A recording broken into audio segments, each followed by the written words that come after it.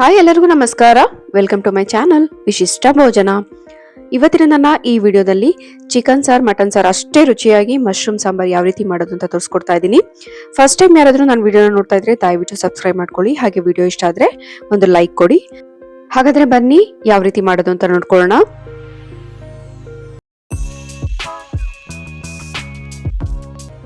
ಮೊದಲಿಗೆ ಒಂದು ಮಸಾಲೆನ ರೆಡಿ ಮಾಡ್ಕೊಳ್ಳೋಣ. ಆ ಮಸಾಲೆಗೆ ನಾನು ಒಂದು ಚಿಕ್ಕ ಬಾಣಲೆಗೆ 2 ಟೀ ಸ್ಪೂನ್ ಆಗೋಷ್ಟು ಎಣ್ಣೆನ ಹಾಕೊಳ್ತಾ ಇದ್ದೀನಿ. ಎಣ್ಣೆ ಸ್ವಲ್ಪ ಬಿಸಿ ಆದಮೇಲೆ ಅದಕ್ಕೆ ಒಂದು ದಪ್ಪ ಗೆಡ್ಡೆ ಆಗೋಷ್ಟು ಬೆಳ್ಳುಳ್ಳಿ, ಅದರ ಅರ್ಧ ಭಾಗ ಆಗೋಷ್ಟು ಶುಂಠಿನ ಹಾಕೊಂಡು ಇದು ಸ್ವಲ್ಪ ಕಲರ್ ಚೇಂಜ್ ಆಗೋವರೆಗೂ ಚೆನ್ನಾಗಿ ಫ್ರೈ ಮಾಡ್ಕೊಳ್ಳೋಣ. ನೋಡಿ, ಇಷ್ಟು ಸ್ವಲ್ಪ ಕಲರ್ ಚೇಂಜ್ ಆದಮೇಲೆ ಇವಾಗ ಇದಕ್ಕೆ ನಮಗೆ ಖಾರಕ್ಕೆ ಎಷ್ಟು ಬೇಕೋ ಅಷ್ಟು ಖಾರದ ಮೆಣಸಿನ್ಕಾಯಿ ಜೊತೆಗೆ ಒಂದು 4 ಬ್ಯಾಡಗೆ ಮೆಣಸಿನ್ಕಾಯಿನ ಹಾಕೊಳ್ತಾ ಇದ್ದೀನಿ. ಬ್ಯಾಡಗೆ ಮೆಣಸಿನ್ಕಾಯಿನ ಈ ರೀತಿ ಮುರಿದು ಹಾಕೊಳ್ತಾ ಇದ್ದೀನಿ. ಜೊತೆಗೆ ನಾನು ಅರ್ಧ ಟೀ ಸ್ಪೂನ್ ಆಗುವಷ್ಟು ಕಾಳು ಮೆಣಸನ್ನು ಕೂಡ ಸೇರಿಸ್ಕೊಂಡು ಒಂದು 10-12 ಲವಂಗ, ಒಂದು 2 ಇಂಚ್ ಆಗುವಷ್ಟು ಚಕ್ಕೆನೂ ಕೂಡ ಸೇರಿಸ್ಕೊಂಡು ಚೆನ್ನಾಗಿ ಫ್ರೈ ಮಾಡ್ಕೊಳ್ತಾ ಇದ್ದೀನಿ. ಈ ಮೆಣಸಿನ್ಕಾಯಿ ಎಲ್ಲ ಚೆನ್ನಾಗಿ ಎಣ್ಣೆಲಿ ಫ್ರೈ ಆದಮೇಲೆ ಇವಾಗ ಇದಕ್ಕೆ ನಾನು 2 ಮೀಡಿಯಂ ಸೈಜ್ ಈರುಳ್ಳಿನ ಈ ರೀತಿ ಸಣ್ಣದಾಗಿ ಕಟ್ ಮಾಡಿಕೊಂಡು ಸೇರಿಸ್ಕೊಳ್ತಾ ಇದ್ದೀನಿ. ಇದನ್ನು ಕೂಡ ಚೆನ್ನಾಗಿ ಟ್ರಾನ್ಸ್ಪರೆಂಟ್ ಆಗೋವರೆಗೂ, ಈರುಳ್ಳಿ ಸ್ವಲ್ಪ ಮೆತ್ತಗಾಗೋವರೆಗೂ ಚೆನ್ನಾಗಿ ಫ್ರೈ ಮಾಡ್ಕೊಳ್ಳಿ. ಅನಂತರ ಇದಕ್ಕೆ 1/4 ಟೀ ಸ್ಪೂನ್ ಆಗೋಷ್ಟು ಅರಿಶಿನ ಜೊತೆಗೆ 1 ಮೀಡಿಯಂ ಸೈಜ್ ಟೊಮೆಟೊನ ಸೇರಿಸ್ಕೊಂಡು ಟೊಮೆಟೊ ಸಾಫ್ಟ್ ಆಗೋವರೆಗೂ ಈರುಳ್ಳಿ ಎಲ್ಲ ಮಸಾಲೆನೂ ಕೂಡ ಇನ್ನೂ ಸ್ವಲ್ಪ ಚೆನ್ನಾಗಿ ಎಣ್ಣೆಲಿ ಫ್ರೈ ಮಾಡ್ಕೊಳ್ಳೋಣ. ನೋಡಿ, ಇಷ್ಟೇ ಪದಾರ್ಥಗಳನ್ನ ನಾವು ಎಣ್ಣೆಲಿ ಫ್ರೈ ಮಾಡ್ಕೊಳ್ಳೋದು. ಇವಾಗ ಇದು ಕಂಪ್ಲೀಟ್ ತಣ್ಣಗಾದ್ಮೇಲೆ ಇದನ್ನ ಒಂದು ಮಿಕ್ಸಿ ಜಾರಿಗೆ ಹಾಕೊಳ್ಳೋಣ. ನನ್ನ ಚಾನಲ್ನ ಯಾರಾದರೂ ಫಸ್ಟ್ ಟೈಮ್ ನೋಡ್ತಾ ಇದ್ರೆ ದಯವಿಟ್ಟು ಸಬ್ಸ್ಕ್ರೈಬ್ ಮಾಡ್ಕೊಳ್ಳಿ.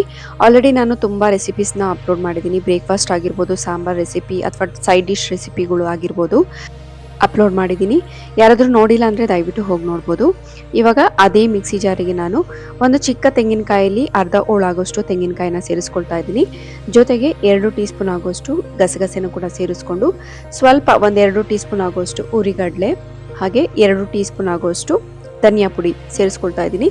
ಜೊತೆಗೆ ಸ್ವಲ್ಪ ಕೊತ್ತಂಬರಿ ಸೊಪ್ಪನ್ನು ಕೂಡ ಸೇರಿಸ್ಕೊಂಡು ಸ್ವಲ್ಪ ನೀರನ್ನು ಸೇರಿಸಿ ಇದನ್ನು ನುಣ್ಣಗೆ ಗ್ರೈಂಡ್ ಮಾಡ್ಕೊಳ್ಳೋಣ. ಮಸಾಲೆನ ಗ್ರೈಂಡ್ ಮಾಡ್ಕೊಂಡಿದ್ದಾಯಿತು. ಇವಾಗ ಒಂದು ಕುಕ್ಕರ್ಗೆ 2 ಟೇಬಲ್ ಸ್ಪೂನ್ ಆಗೋಷ್ಟು ಎಣ್ಣೆನ ಹಾಕೊಳ್ಳೋಣ. ಎಣ್ಣೆ ಸ್ವಲ್ಪ ಬಿಸಿ ಆದಮೇಲೆ ಅದಕ್ಕೆ ಅರ್ಧ ಟೀ ಸ್ಪೂನ್ ಆಗೋಷ್ಟು ಸಾಸಿವೆ ಹಾಕೊಳ್ತಾ ಇದ್ದೀನಿ. ಸಾಸಿವೆ ಸ್ವಲ್ಪ ಚಿಟಪಟ ಅಂತ ಸಿಡಿದ ಮೇಲೆ ಇದಕ್ಕೆ 1 ಮೀಡಿಯಂ ಸೈಜ್ ಈರುಳ್ಳಿನ ಈ ರೀತಿ ಸಣ್ಣದಾಗಿ ಉದ್ದಕ್ಕೆ ಕಟ್ ಮಾಡಿಕೊಂಡು ಅದನ್ನು ಕೂಡ ಸೇರಿಸ್ಕೊಂಡು ಚೆನ್ನಾಗಿ ಈರುಳ್ಳಿ ಕೆಂಪಗಾಗೋವರೆಗೂ ಎಣ್ಣೆಲಿ ಫ್ರೈ ಮಾಡ್ಕೊಳ್ಳೋಣ.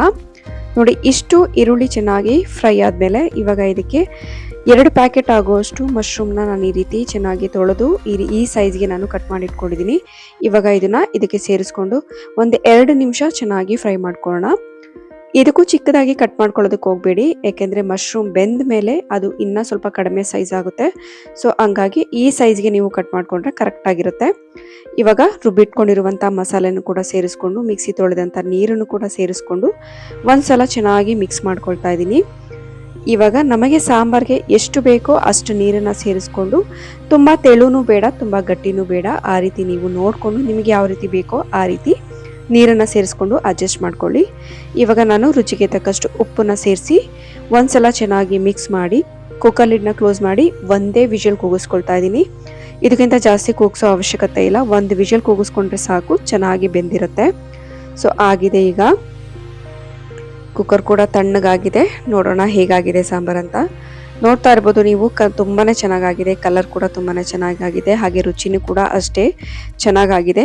ಮಟನ್ ಸಾರ್, ಚಿಕನ್ ಸಾರ್ ನಾವು ಯಾವ ರೀತಿ ಮಾಡ್ತೀವೋ ಅದೇ ಮಸಾಲೆಯಲ್ಲಿ ನಾನು ಇವತ್ತು ಮಶ್ರೂಮ್ನ ಯಾವ ರೀತಿ ಮಾಡೋದು, ಮಶ್ರೂಮ್ ಸಾಂಬಾರ್ನ ಅಂತ ತೋರಿಸ್ಕೊಟ್ಟಿದ್ದೀನಿ.